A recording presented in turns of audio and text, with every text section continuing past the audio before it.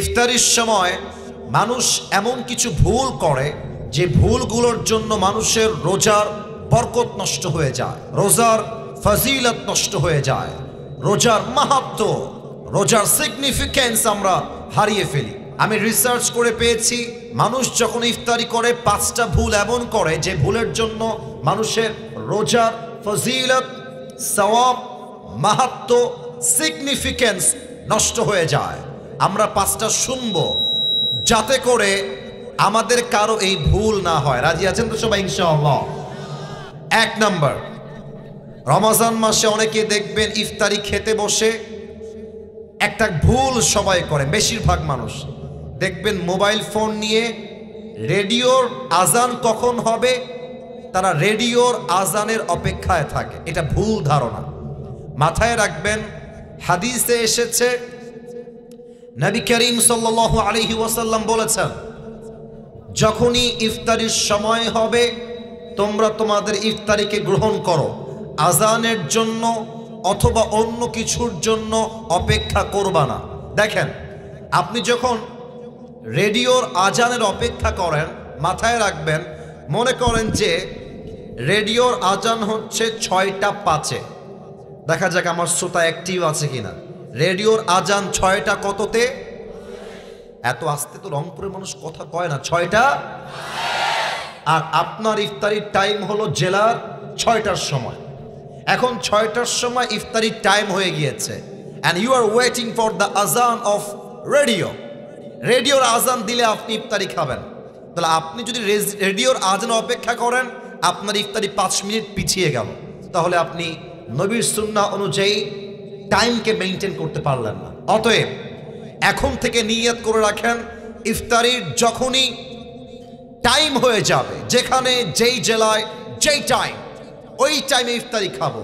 আজান দিলেই খেতে হবে এটা কোনো শর্ত নয়। আল্লাহ সবাইকে রাইট টাইমে ইফতারি গ্রহণ করার তৌফিক দান করুক। পড়েন সবাই আমিন।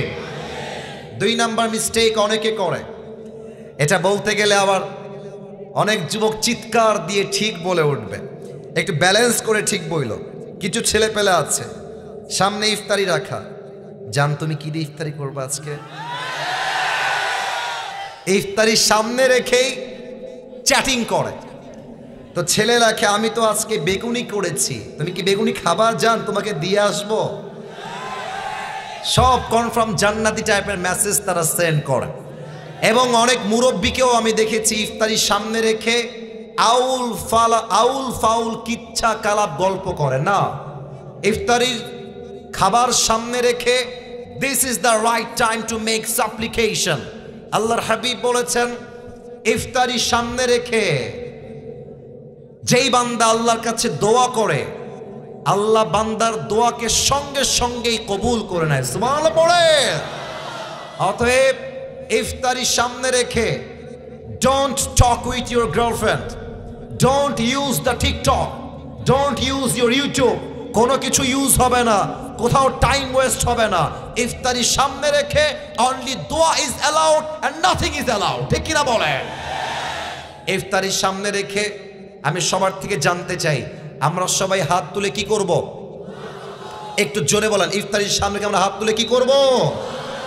2 নাম্বার শেষ। 3 নাম্বার, অনেকেই ইফতারি খাওয়ার সময় মনে আমাদের জোশ উঠে যায়, খেয়ে দে পেট এমন লোড হয়ে যায়, মাগরিব পরে একটা ঘুম দেয়, তারপরের দিন সাহরি খাওয়া মিস হয়ে যায়।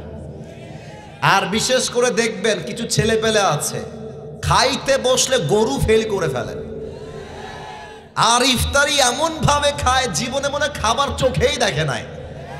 এটা হাদিসে নিষেধ আসছে, এত বেশি খাওয়া যাবে না। একটু ব্যালেন্স করো, একটু ব্যালেন্স করো। পানি খাও, ফলমূল খাও, আর জাস্ট একটা পেঁয়াজি বা আলুর চপ খাও। যত ভাজা পোড়া কম খাবা তোমার পেট ক্লিন থাকবে, যত কম খাবা ইবাদতে মনোযোগ থাকবে, যত কম খাবা শরীরটা ফিটনেসটা ভালো থাকবে। অতএব ইফতারি আসলেই আবেগ দিয়ে নয়, বিবেক দিয়ে ইফতারি খাওয়া লাগবে। ঠিক কিনা বলে? আচ্ছা, বেশি খেলে ক্ষতি কি হয় খেয়াল করেন। খুব খেয়েছেন আর যখন উঠবেন দেখবেন যে আর উঠতেছে না, গা লেগে গেছে মাটির সাথে, তখন কি মনে হবে যে মাগরিবটা আজকে মসজিদে যাব না, বাসায় পড়ে নেই। মাগরিব পড়ে দেখবেন যে এত ক্লান্ত শরীর লাগবে যা আপনার তারাবি পড়ার মনটা হারায় যাবে। বিধায় ইফতারি হবে সীমিত, ইবাদত হবে বেশি বেশি, ঠিক কিনা বলেন? 3 নাম্বার শেষ, বাকি আছে আর মাত্র 2টা। 4 নাম্বার, এটা বড় মারাত্মক জিনিস, খুব খুব খেয়াল করবেন। অনেকেই এই যে আওয়াজ হবে না, ভলান্টিয়ার্স তোমরা আওয়াজ করলে আমরা যাব কোথায়? আওয়াজ নাই, সবাই একটা তাকবীর দেন, নারায়ে তাকবীর। আচ্ছা, আমার কথা কি বোঝা যায়? আমার কথা বুঝতে বা ভাষা বুঝতে কোনো সমস্যা আপনাদের হচ্ছে না তো? আচ্ছা, 4 নাম্বারটা খুব খেয়াল করবেন। এই মিস্টেকটা আমরা অনেকেই করে থাকি। অনেকেই দেখবেন ইফতারি সামনে রেখে সবার আগে পেঁয়াজি মুখে দেয়, সবার আগে আলুর চপ মুখে দেয়, মানে যার যেটা পছন্দ। অনেকে দেখবেন যে পানি এমনে হাতে নিয়ে এভাবে থাকে, শালা আজান খালি দিকে আছে, সাবার করে ফেলবে একেবারে। আজান দেওয়ার সাথে সাথে পানি এমন খাওয়া খায়, অন্য কোনো কিছু আর খাইতে পারে না। না, এটা নিয়ম না। ইফতারের নিয়ম হচ্ছে, সুন্নাহ নিয়ম হচ্ছে, প্রথম খাবারটাই হবে খেজুর দিয়ে। সুবহানাল্লাহ পড়বেন না আপনারা সবাই? তাহলে আমার সঙ্গে উত্তর দেন, ইফতারির প্রথম খাবার আমরা শুরু করব পেঁয়াজি দিয়ে, আলুর চপ দিয়ে, না খেজুর দিয়ে? 4 নাম্বার, খেজুরটা মিস করবেন না। 5 নাম্বার, অনেকে অপেক্ষা করে রাত কখন হবে, কালো আকাশ কখন হবে। এটা ইহুদিদের কাজ ছিল। ইহুদিরা আকাশ কালো না হওয়া পর্যন্ত ইফতারি খেত না, এটা ওদের সিস্টেম। আমাদের সিস্টেম, ইফতারি হয়ে গিয়েছে, কালো আকাশ লাগবে না, মসজিদে আজান লাগবে না, ইফতারির টাইম হয়ে গিয়েছে, আমি সঙ্গে সঙ্গে ইফতারি গ্রহণ করব, ঠিক কিনা বলেন? আল্লাহ সবাইকে এই 5টা বদ আমল থেকে বাঁচার তৌফিক দান করুন, পড়েন সবাই আমিন। আপনাদের বউ আছে কারা? একটু হাত তুলেন। বউ আছে? বউ আছে? আচ্ছা, হাত উঠছে না বেশি একটা আজকে। আচ্ছা, হাত নামা।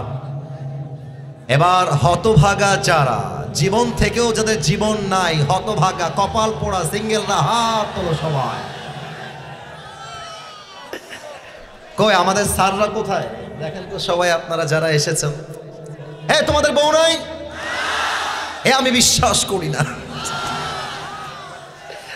আরে আমি দোয়া করে দিই, আল্লাহ সবাইকে দিনদার নেককার বউ দিয়ে দিক, পড়েন সবাই আমিন। যারা আমিন বলে নাই তারা কেউ বউ পাবে না। জোরে সোরে বলেন সবাই আমিন। বিয়ে করে ফেলো, আর কেউ দেরি করবো না বাবা।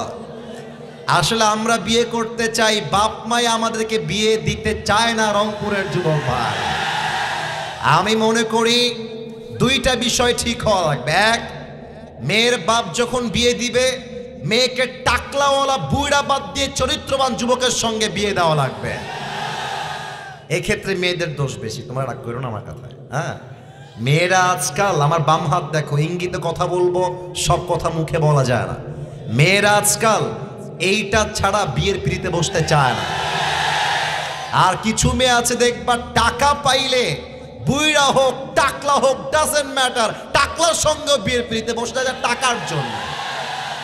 এমন মেয়ে তো রংপুরে নাই। আরে নাই। আল্লাহ থাকলে হেদায়েত দান করুক, পড়েন সবাই আমিন। আচ্ছা, আমরা 3টা তাকবীর দিব। প্রথম তাকবীর দিবেন বিবাহিত ভাইরা, আর দ্বিতীয় তাকবীর দিবেন আমার প্রিয় সিঙ্গেল ভাইরা। আমি দেখতে চাই আজকের মাহফিলে কার গায়ে জোর কত বেশি। বিবাহিত ভাইরা একটা কাশি দেন। মানুষ সম্মান শেষ রে বাবা। বিবাহিত ভাইরা, আপনারা আমার ভাই, একবার কাশি দেন। আচ্ছা, সিঙ্গেল তোমরা চুপ থেকো। বিবাহিত ভাইরা তাকবীর দিবেন। নারায়ে তাকবীর। মোটামুটি ভাঙ্গা ভাঙ্গা। আচ্ছা, it's time for the single people. যাদের বউ নাই তারা রেডি হয়ে যাও। সিঙ্গেল না একটা কাশি দাও। আচ্ছা, বিবাহিত ভাইয়ারা চুপ থাকবেন, সিঙ্গেল ভাইয়ারা তাকবীর দিবেন। Just single people is allowed, married people is not allowed here. দেখা যাক সিঙ্গেলদের গায়ের জোর আজকে রংপুরের গঙ্গাচড়ায় কত বেশি। সিঙ্গেল ভাইয়ারা নারায়ে তাকবীর। বিবাহিত ভাইয়ারা আমাকে মাফ করে দিয়েন, আই এম সো সরি। আজকে আমার সিঙ্গেল ভাইয়েরাই সবচেয়ে বেশি নাম্বার পেয়ে পাস করেছে, ঠিক কিনা? আচ্ছা, এবার সবাই মিলে এমন একটা তাকবীর দিবেন রংপুরের ভাইয়েরা যে আপনাদের তাকবীরের ঠেলায় আমি আসিফ হুজুর স্টেজ ভেঙে উল্টে নিচের দিকে পড়ে যাব। আচ্ছা, কাশি দেন সবাই। নারায়ে তাকবীর। আল কোরআনের আলো, আল হাদিসের আলো, কোরআন হাদিস যেখানে, আলেম ওলামা যেখানে, রংপুরবাসী যেখানে। আপনাদের গলার যে সাউন্ড, এটাই প্রমাণ করছে আমার সামনে কোনো বিড়ালের বাচ্চা নয়, সব সিংহের বাচ্চাগুলো আমার সামনে দাঁড়িয়ে আছে। আল্লাহ সিংহের বাচ্চাগুলোকে ইসলামের বীর সৈনিক ওমরে ফারুক রাদিয়াল্লাহু তাআলা আনহুর মতো কবুল করুক। পড়েন সবাই আমিন। একটা কথা বলে তাফসিরে ফিরে যাই, শোনো। স্বৈরাচাররা আবার ক্ষমতার চেয়ার দখল করবার জন্য বিভিন্নভাবে পায়তারা চালাচ্ছে। আমি আবার বলছি, আমি রাজনীতির বক্তব্য দেওয়ার জন্য এই তাফসির মাহফিলে অ্যাটেন্ড করি নাই। যেহেতু এটা রংপুরের মাটি, তাই আমি এই কথা বলতে বাধ্য হচ্ছি। আগামীতে কোন স্বৈরাচার যদি আমার দেশের ক্ষমতার চেয়ারকে দখল করতে চায়, মনে রাখতে হবে শহীদ আবু সাঈদের কথা।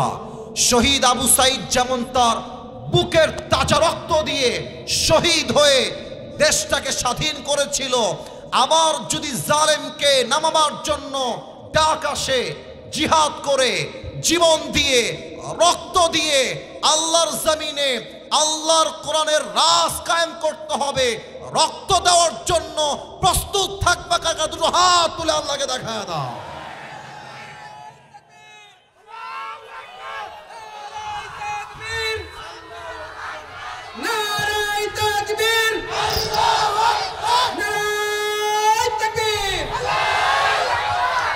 এটা কি আমাদের আবেগের কথা না বিবেকের কথা? যদি কোনো স্বৈরাচার দখল করতে চায়, কথা একটাই, যেই দখল করতে আসবে একটা লাথি মেরে মামুর বাড়ি দিল্লিতে পাঠায় দিবা তোমরা সবাই মিলে। আগামীর বাংলাদেশ কোনো স্বৈরাচারের বাংলাদেশ নয়। আগামীর বাংলাদেশ হবে ইসলামের বাংলাদেশ, কোরআনের বাংলাদেশ। আল্লাহ যেন কবুল করে। পড়েন সবাই আমিন। এটা তাকবীর দেন ঠান্ডা মাথায়। নারায়ে তাকবীর। আচ্ছা বলেন সবাই, আমার হাতে যে কিতাবটা আছে, কিতাবটার নাম যেন কি? এই কিতাবে কোনো ভুল আছে? আর একটু জোরে, কোনো ভুল আছে? কোনো সন্দেহ আছে? যালিকাল কিতাব লা রাইবা ফীহি হুদাল লিল মুত্তাকিন। এটা একটু আরো পড়ে দেন, আর একটু পড়ে দেন। এত এখানে রাখতে হয়, আমি সবসময় পোস্টার পড়ি তো। আচ্ছা যাই হোক, जो हो गया उसके बारे में सोचना नहीं है, हमेशा प्रेजेंट के बारे में सोचना है। ঠিক কি না বলেন? আমার কমিটি বৃন্দ অনেক কষ্ট করেছেন, যারাই আমাদের কমিটিতে রয়েছেন, আল্লাহ সবাইকে কবুল এবং মঞ্জুর করুক। পড়েন সবাই আমিন। আল্লাহ তাআলা বলেছেন, যালিকাল কিতাবু লা রাইবা ফীহি হুদাল লিল মুত্তাকিন। This is the book, the most authentic, reliable and acceptable book in the world, whereof there is no doubt in it, a guidance to those who are muttaqin. এমন একটা কিতাব আল্লাহ নাজিল করেছেন যে কিতাবে কোনো ভুল নাই, সন্দেহ নাই, সন্দেহের লেশ মাত্র নাই। মুত্তাকিদের জন্য বইটাকে হিদায়াত স্বরূপ পাঠিয়ে দিয়েছে একজন। বলেন সবাই তিনি কে? আমি একটি আয়াত তেলাওয়াত করেছি 2 নম্বর পারার থেকে, সূরাতুল বাকারাহ। বলেন সবাই রংপুরের ভাইরা, সূরাতুল। বামে আওয়াজ একটু ভালো আছে, আপনাদের আওয়াজ পাই নাই। আরে হাজার হাজার মানুষ বসে আছে, একটা সাউন্ডে পুরো মাঠ কেঁপে উঠবে। বলেন সবাই সূরাতুল বাকারা। আমি যে আয়াতটা তেলাওয়াত করেছি এটা হচ্ছে সূরাতুল বাকারার 183 নম্বর আয়াত। আমি প্রশ্ন করছি, উত্তর দিবেন সবাই। 100, আরে রংপুরের লোক তো আজকে সুবিধার মনে হচ্ছে না, আওয়াজ দেন। 183, বলেন সবাই 183 নম্বর আয়াত। এই আয়াতে আল্লাহ তাআলা রমজানের রোজার বিধান বলে দিয়েছেন। আমি সবাইকে প্রশ্ন করছি, রমজানের রোজা সুন্নত, নফল, ওয়াজিব না ফরজ? আবার সুন্নত, নফল, ওয়াজিব না ফরজ? এটার প্রমাণ হচ্ছে এই আয়াত। আল্লাহ তাআলা বলছেন, ইয়া আইয়ুহাল্লাযীনা আমানু কুতিবা আলাইকুমুস সিয়ামু কামা কুতিবা আলাল্লাযীনা মিন ক্বাবলিকুম লাআল্লাকুম তাত্তাকুন। আল্লাহ বলছে, ঈমানদাররা শোনো শোনো, রমজানের রোজাকে আমি আল্লাহ রাব্বুল আলামিন তোমাদের জন্য ফরজ করে দিয়েছি, যেমন ভাবে পূর্ববর্তী উম্মত যারা ছিল তাদের জন্য ফরজ ছিল। কেন ফরজ করেছি? উদ্দেশ্য হচ্ছে একটা, লাআল্লাকুম তাত্তাকুন, যাতে করে তোমরা ভয় অর্জন করতে পারো। এক সত্তার আওয়াজ দিয়ে বলেন সবাই, তিনি কে? You who believed that fasting has been made obligatory upon all the believers as it was before. আল্লাহ তাআলা বলছেন, রমজানের রোজাকে আমি আল্লাহ তাআলা ফরজ করে দিয়েছি। রোজা হচ্ছে একটা ফরজ ইবাদত। খেয়াল করেন, আগের উম্মতের উপরেও রোজা ফরজ ছিল, তবে সিস্টেমটা ভিন্ন ছিল। আমাদের রোজা হচ্ছে পুরো 1 মাস যাব। আগে কখনো ছিল 10 দিন, কখনো ছিল 3 দিন। আমাদের রোজা হচ্ছে সারাদিন না খেয়ে থাকা, আমরা চাইলে কথা বলতে পারি। বাট আগের যুগে এমন রোজাও ছিল যে রোজার, এই আওয়াজ করো না বাবুরা, একদম আওয়াজ করিস না বাপ, তোমাদের পায়ে আমার হাত, কলিজার ভাইয়ারা, আওয়াজ চাই না, কলিজা প্লিজ স্টপ, কথা বইল না। আগে এমন রোজাও ছিল যেই রোজার মূল অর্থ ছিল কথা না বলা। তার দলিল কোরআনে আছে।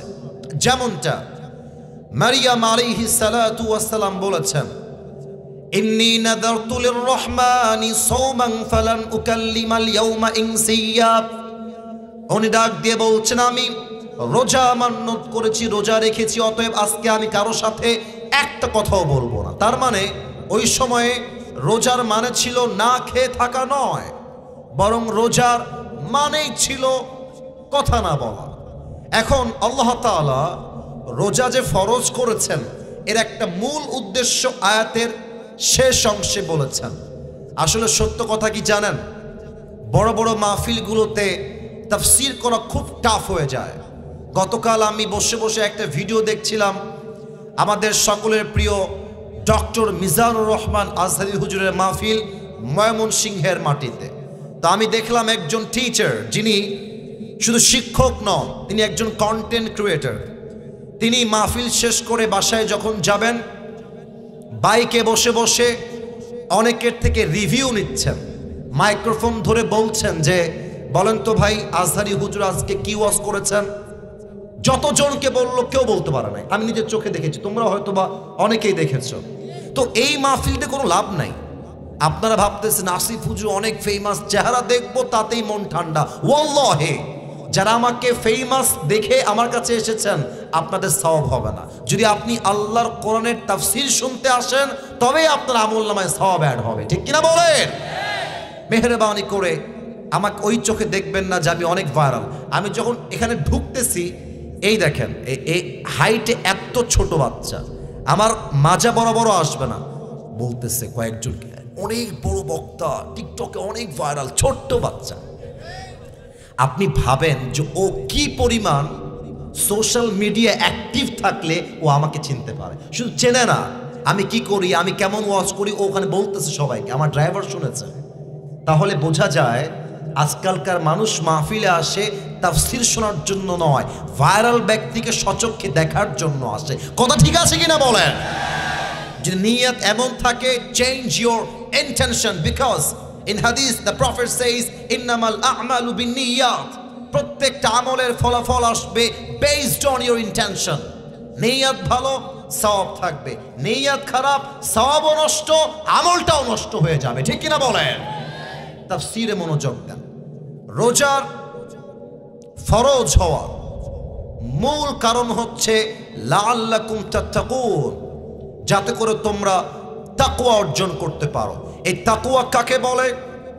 এর ব্যাখ্যা তাফসীরে কি এসেছে, হাদিসে কি এসেছে, এই পুরো লম্বা সময় জুড়ে আমি এটাকেই হাইলাইট করার ট্রাই করব। আমি প্রথমত হাদিস থেকে তাকওয়ার দুটি অর্থকে আজকে হাইলাইট করতে চাই। নাম্বার ওয়ান, আচ্ছা একটু খেয়াল করেন, রংপুরের যদি কোনো জঙ্গল থাকে, আচ্ছা আপনারা সবাই আফ্রিকার জঙ্গলের নাম শুনেছেন? আচ্ছা আরো সহজ করে দেই, আমাদের বাংলাদেশ সুন্দরবন নাম শুনেছেন? আচ্ছা ভাবেন তো, রংপুরের কলিজার টুকরা গঙ্গাচড়ার ভাইয়েরা, আমি যদি সুন্দরবনের বাগান দিয়ে হাঁটি, জঙ্গল দিয়ে হাঁটি, জাস্ট কি রাস্তা পাবো না সাপ বিচ্ছুও থাকবে? থাকবে। আচ্ছা জাস্ট কি রাস্তাই থাকবে না জঙ্গলে কাটাও থাকবে? কাটাও থাকবে, সব থাকবে। আসুন আমরা হাদিসে যাই।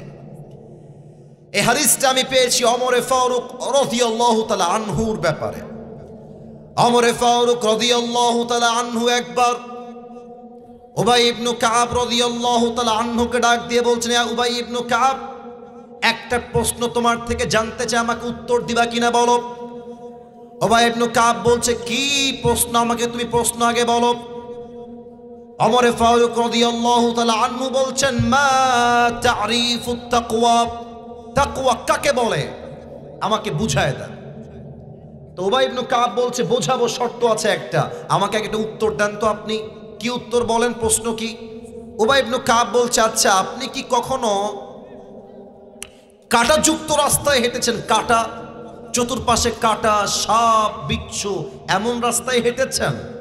ওমরে ফারুক বললেন, ইয়েস, আমি এমন রাস্তায় বহুবার হেঁটেছি। উবাই ইবনে কাব বললেন, কেমনে হেঁটেছেন, কিভাবে হেঁটেছেন আমাকে একটু বলেন। উনি বললেন যে আমি আমার পায়ে বুট জুতা, মানে শক্ত জুতা পরেছি, আর হাতে আমি লাঠি রেখেছি, যাতে করে আমাকে সাপ বিচ্ছু অ্যাটাক করলে আমি ডিফেন্স অ্যাটাক করতে পারি। বলছে, ও আচ্ছা, তার মানে আপনি খুব সাবধানে চলেছেন তাই তো? বলছে, হ্যাঁ খুব সাবধানে চলেছি, যেন কাঁটা লেগে না যায়, সাপ বিচ্ছু কামড় না দিয়ে ফেলে। বলছে এটার নামই হচ্ছে তাকওয়া। তো ওমরে ফারুক, আমার চোখ দেখবেন সবাই, লম্বা চোখ করে তাকায় আছে আর বলছে, আপনি কি বললেন, কোথায় জঙ্গল, কোথায় কাঁটা, আর কোথায় তাকওয়া? আমি তো আপনার কথার আগামাথা কিছুই বুঝলাম না। প্লিজ এক্সপ্লেইন দিস ম্যাটার, আমাকে একটু ব্যাখ্যা করে বুঝায় বলেন। এবার উবাই ইবনে কাব বলছে, ইয়া ওমর, দুনিয়াতে যখন আপনি চলতে যাবেন, দুনিয়ার একদিকে আছে হালাল আর একদিকে আছে হারাম। আমি রংপুরের যুবক এবং মুরব্বীদেরকে এই মুহূর্তে দুইটা অপশন দিচ্ছি। আমার দুইটা, look at my two fingers, দুইটা আঙ্গুল দেখেন, বলেন সবাই, সবাইকে আমি এই মুহূর্তে কয়টা অপশন দিব? না, এটা এই সাউন্ডে হবে না, বলেন সবাই কয়টা? এক নাম্বার, আমি আপনাকে একটা রংপুরে সরকারি চাকরি দিব, যার বেতন হবে ৮০,০০০ টাকা। বলেন সবাই কয় হাজার টাকা?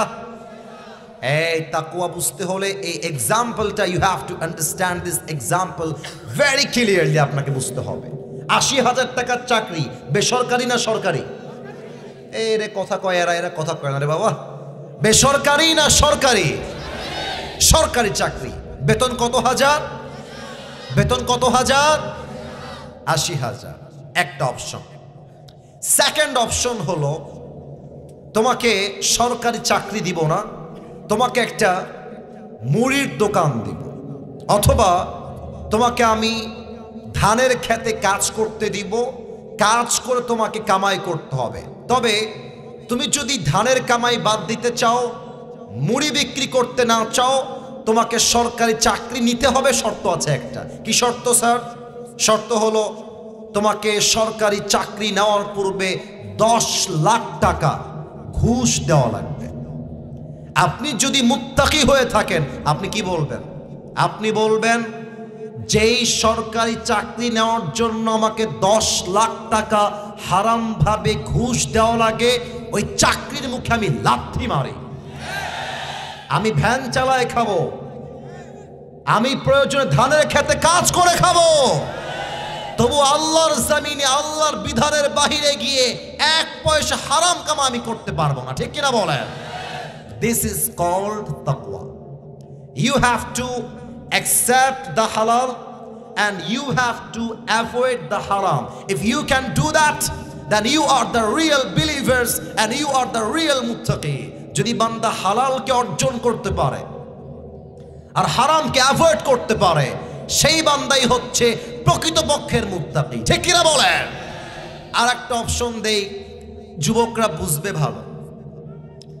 আমি তোমাকে 4টা মেয়ে দিব, 4টাই তোমার গার্লফ্রেন্ড হবে। এইসকে বললো রে, কানের নিচে লাগাবো একেবারে, কথা বোঝো আগে। আর একটা অপশন দিব, 4টা নয়, তোমাকে আমি একজন দিব, তবে সে তোমার হালাল বউ হবে। যে যুবকের হৃদয়ে আল্লাহর ভয় আছে, ও বলবে আমি আমার 4টা হারাম গার্লফ্রেন্ডের গুল্লি মারি, আমার জীবনে একটা হালাল বউ হলেই তো আমার পুরো জীবনটাই কেটে যাবে। এটার নাম হচ্ছে তাকওয়া। হারামকে বাদ, হালালকে অ্যাকসেপ্ট করবেন। নাম্বার 2, আমি হাদিস খুঁজে পেয়েছি তাকওয়ার 2 নাম্বার অর্থ। আচ্ছা, এখন বাজে মনে করেন রাত 12টা। রংপুরের ভাড়া রাত বাজে কয়টা? আচ্ছা, একটু তাকান তো এইদিকে, পুরো জায়গাটা দেখেন। এখানে লাইট আছে, ওই পাশে লাইট নাই। এখন যেই সময় আমরা আছি, এটা কি দিন না রাত? এরা বুঝেছে, আপনারা মনে হয় বোঝেন নাই। দিন না রাত? রাত। আচ্ছা, মনে করেন চতুর্পাশে কুয়াশা, কুয়াশা দিয়ে ভরা। আপনার বাসায় আপনি আছেন, রুমের জানালাও বন্ধ, দরজাও বন্ধ, সব বন্ধ, চতুর্পাশে কুয়াশা কুয়াশা। আপনি মোবাইল ফোন বের করে আপনি পর্নোগ্রাফি দেখছেন, হারাম ভিডিও দেখছেন, অশ্লীল নগ্ন ভিডিও দেখছেন। চতুর্পাশে কুয়াশা, লাইট বন্ধ, দরজা বন্ধ, জানালা বন্ধ। আপনাকে কেউ না দেখলেও দেখছে একজন। বলেন সবাই, তিনি কে? এটার নাম তাকওয়া। মানে আমি যাই করি না কেন, আমাকে মাথায় রাখতে হবে আল্লাহ আমাকে দেখছেন। আর আল্লাহর ভয়ে যে অন্যায়কে ছাড়তে পারে, তাকে মুত্তাকি হিসেবে ঘোষণা দিয়েছে একজন। তিনি কে? যাদের হৃদয়ে আছে আল্লাহর ভয়। বলেন না, যাদের হৃদয়ে আছে আল্লাহর ভয়, তারা কভু পথ ভুলে যায় না। আল্লাহর প্রেম ছাড়া এই দুনিয়ায় কারো কাছে কোনো কিছু চায় না। ঠিক কিনা বলে? রাতের আধারে যারা সিজদাতে রয়, দু চোখের অশ্রুতে নদী যেন বয়। ছলনার হাত ছানি যতই আসুক, ছলনার হাত ছানি যতই আসুক, পেছনে ফিরেও সে তাকায় না। যাদের হৃদয়ে আছে আল্লাহর ভয়, তারা কভু পথ ভুলে যায় না। আল্লাহর প্রেম ছাড়া এই দুনিয়ায় কারো কাছে কোনো কিছু চায় না। ঠিক কিনা বলে? এবার আসুন তাকওয়াকে আমি বর্তমান বাংলাদেশের সঙ্গে একটু মিলিয়ে দেখাই। 5 আগস্টের সকাল বেলাও যিনি আমাদের দেশের একজন প্রধানমন্ত্রী ছিলেন, নাম কি? অনেক ভালো মানুষ আমাদের আপা ছিলেন। অনেকে অনেক কষ্ট পেয়েছেন আপা চলে যাওয়ার জন্য। তো যারা কষ্ট পেয়েছেন, বলবো আপনারা বাংলাদেশে আছেন কেন, মামুন ভাই দিল্লি পালিয়েছেন, আপনাদের বাংলাদেশে কোনো অধিকার আপনাদের নাই যুবক ভাই। আমাদের আপা দেশটাকে একদম দেউলিয়া বানায় দিয়েছে, একদম দেউলিয়া বানায় দিয়েছে।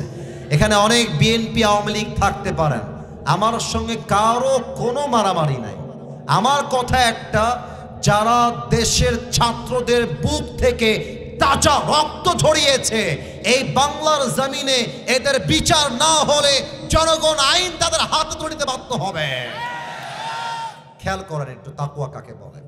আমার মনে আছে এখনো 3 আগস্ট অথবা 2 আগস্ট, আপনারা আমার সাথে ভালো জানবেন, আমাদের ঢাকায় একটা মেট্রো রেল আছে, মনে পড়ে? নাম তো শুনেছেন নাকি? Metro rail Dhaka. তো ছাত্ররা খেপে একদম আগুন লাগাই দিয়েছিল। I can remember very clearly. তো আমাদের যিনি আপা ছিলেন, হি ওয়াজ আ ভেরি গুড অ্যাক্টর, খুব ভালো অভিনয় করতে পারতেন তিনি। এবং যে অভিনয় করতেন তিনি, আমার মনে হয় যে এই অভিনয় বলিউডে হার মানাই ফেলবে একেবারে, ঠিক কি না? আচ্ছা, আমি একটু অভিনয় করে দেখাই। আমি আবার কোনো অভিনেতা না আবার। তো আমার সম্মানিত আপা যিনি ছিলেন, উনি মিডিয়ার সামনে একটা কনফারেন্স করলেন, মিডিয়া কনফারেন্স। এখন যদি কেউ উঠে যায় বুঝতে হবে সেই স্বৈরাচার দালাল ছাড়া কিছুই হইতে পারে না। চুপ করে বসে থাকেন, চুপ করে বসে থাকেন। তা আমাদের আপা মিডিয়ার সামনে এসে, দেখেন তো আমার দিকে মিলে কিনা,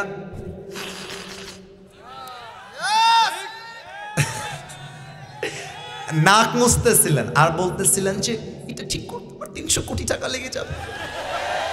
I was very surprised যে यार 300 কোটি, ये तो बहुत बड़ा एक अमाउंट है।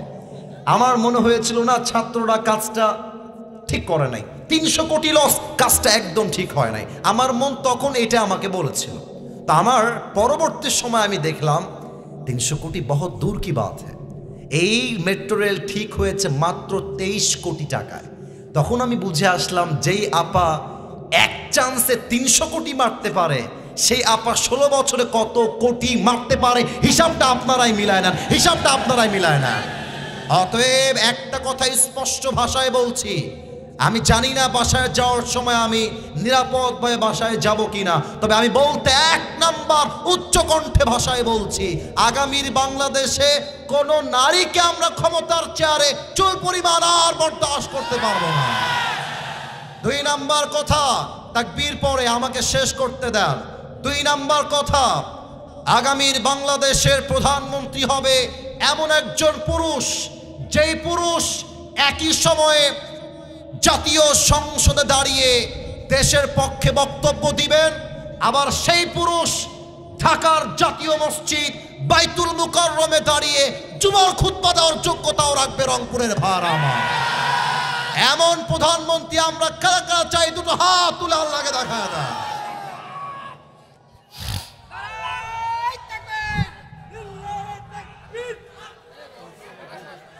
আল্লাহ স্লোগানকে কবুল, আল্লাহ স্লোগানকে কবুল করে পড়েন সবাই আমিন।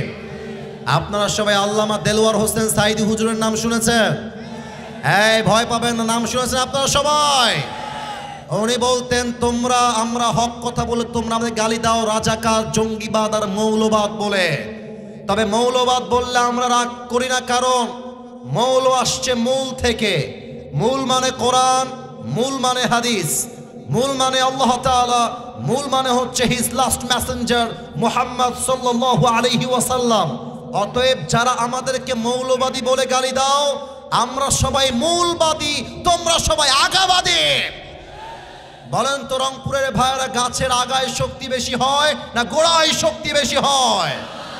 উনি বলতেন তোমরা থাকো গাছের আগায় আর আমরা থাকি গাছের গোড়ায়। বাসা বাড়াবাড়ি বেশি কইরো না, বেশি বাড়াবাড়ি করলে 16 কোটি মানুষ মিলে গাছের গোড়ায় একটা ঝাঁকুনি মারবে, মামুর বাড়ি দিল্লি গিয়ে পড়বা, দিল্লি গিয়েই তারা পড়েছে। এবার আসেন তাকওয়া সাহাবাদের মাঝে কেমন ছিল, তারা দেশকে কেমনে চালিয়েছে। দেখা যাক ইসলামী নলেজ রংপুরের মানুষের মাঝে কতটুকু আছে। বলেন তো ইসলামের খলিফা মোট কয়জন? আমি তো আঙ্গুল দেখাই দিলাম, তাও বলেন না কেন? সবাই বলেন কয়জন? 4 জন খলিফা। 1 নম্বরে কার নাম আসবে? তো ভয় কেন পান? এক বাক্যে বলেন 1 নম্বরে কার নাম আসবে? আবু বকর রাদিয়াল্লাহু তাআলা আনহু। দেখেন তাকওয়া কাকে বলে। আবু বকরের কাছে এসে একজন সাহাবী বলছে, ইয়া আবু বকর, আপনার বাসায় একটা জরুরি তলব এসেছে, আপনাকে বাসায় একটু যাওয়া লাগবে। আবু বকর বাসায় এসেছেন, এসে বলছেন, বউ তোমার কি হয়েছে, কি সমস্যা আমাকে বলো।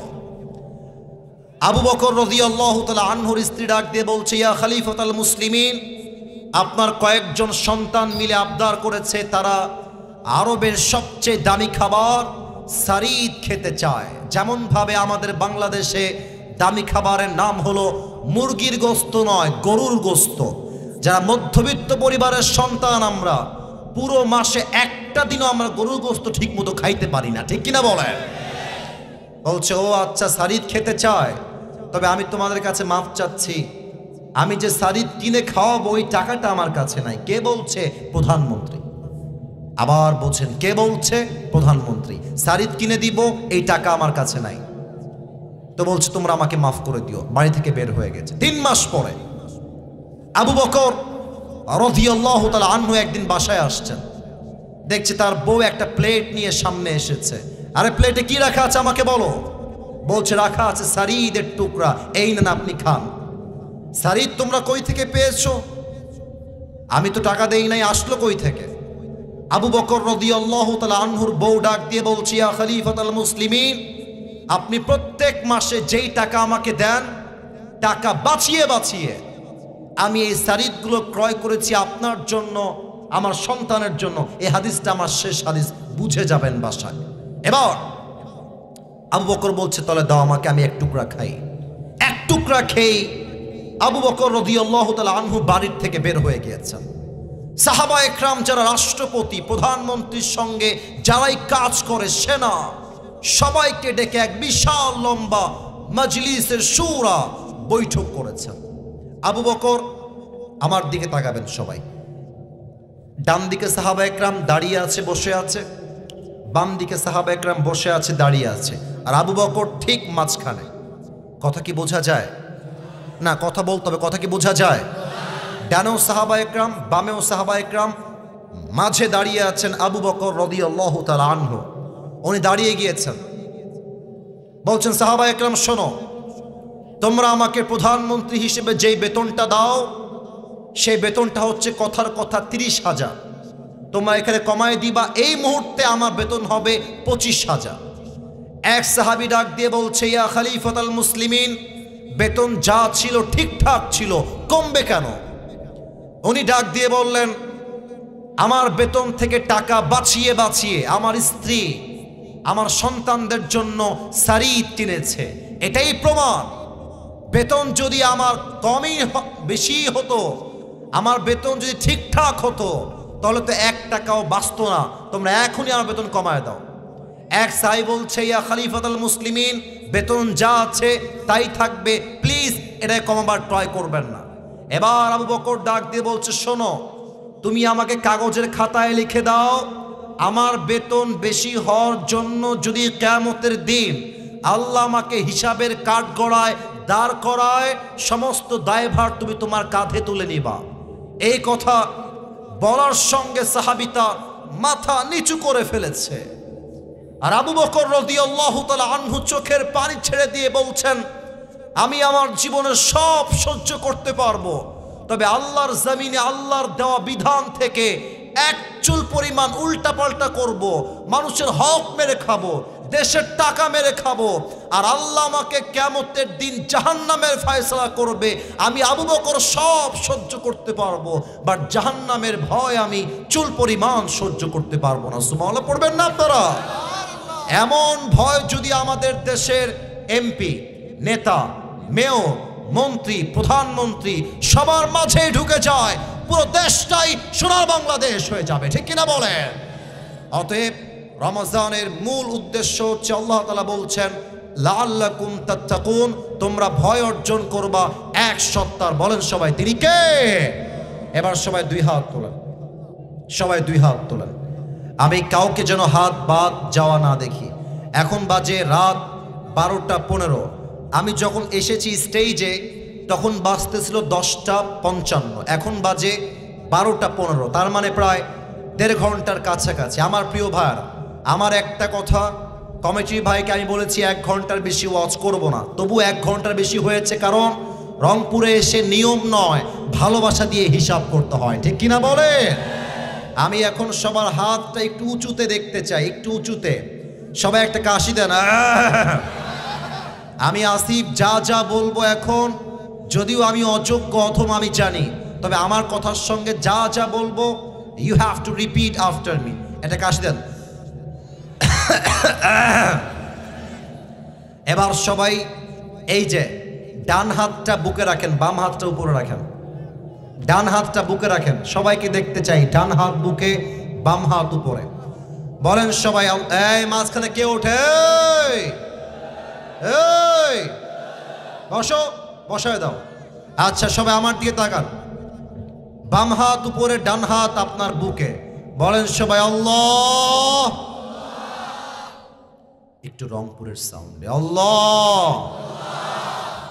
আমি তোমার শাহী দরবারে দিল থেকে, আমার পেছনে অনেক সুন্দর অ্যাক্টিভ শ্রোতা, সামনেও অ্যাক্টিভ দেখতে চাই। বলেন সবাই দিল থেকে দুইটা ওয়াদা করছি। এক, বলেন সবাই এক, আমি রমজানের প্রত্যেকটা রোজা তোমার সন্তুষ্টির জন্য আদায় করব। এই ভাই নিয়ত করেন না, বলেন সবাই আদায় করব। বলেন সবাই ইনশাআল্লাহ। বলেন আল্লাহ ও আল্লাহ, আমার 2 নাম্বার ওয়াদা, আমি রমজানে, এই ওয়াদা কেউ যেন মিস না যায়। বলেন রমজানে 5 ওয়াক্ত নামাজ বা জামাত আদায় করব। এবার 2 হাত তোলেন, সবাই 2 হাত তোলেন। এবার জবান খুলে মুষ্টিবদ্ধ হাত দিয়ে বলেন ইনশাআল্লাহ।